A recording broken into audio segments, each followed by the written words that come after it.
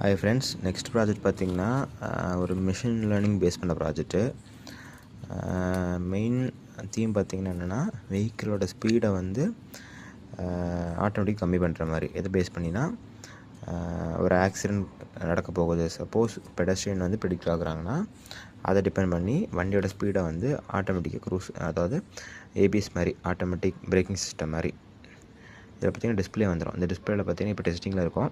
So இப்போ testing code run ஆகிட்டு இருக்குது. இதுக்கப்புறம் பார்த்திங்கன்னா என்ன வெஹிக்கிள் ப்ரிடிக்ட் பண்ணுதோ அந்த இமேஜ், ஃபார் எக்ஸாம்பிள் பைக்காக இருக்கட்டும், பஸ்ஸாக இருக்கட்டும், இல்லைனா பெடஸ்ட்ரியனாக இருக்கட்டும், இல்லைனா ஒரு அனிமல்ஸாக இருக்கட்டும், அது இங்கே ஷோ ஆகும். இதெல்லாம் பார்த்திங்கன்னா மோட் மாற்றுறதுக்குள்ளது. இது வந்து ஸ்டேட்டஸ் LD4.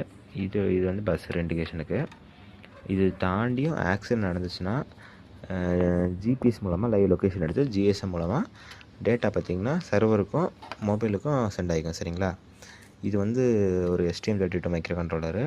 நல்லா 32 பிட் வச்சிங்களா. ஸோ ப்ராசஸ் ஸ்பீடு அதிகமாக இருக்கும், ஹீட்டும் ஹெவியாகும் ரன் பண்ண வச்சுல கூட. ஸோ ஒரு ஃபேனும் போட்டோம் பேக் சைடில். இது மாதிரி உங்களுக்கு ஏதாவது மிஷின் லேர்னிங் ப்ராஜெக்ட்டோ இல்லை IoT ப்ராஜெக்ட்டோ எம்பெடட் ப்ராஜெக்ட்டோ வேணும்னா ஸ்க்ரீன் தெரியாமல் நம்ம கான்டெக்ட் பண்ணுங்கள்.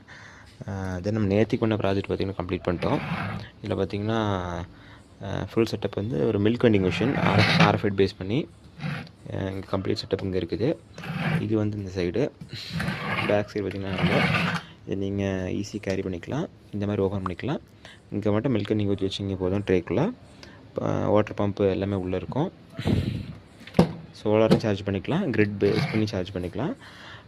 இது மாதிரி ஏதாவது IoT, civil, mechanical, IT, software, CSE என்ன மாதிரி ப்ராஜெக்ட்னாலும் ஸ்க்ரீனில் தெரிய நம்பரை கான்டெக்ட் பண்ணுங்கள். தேங்க்யூ.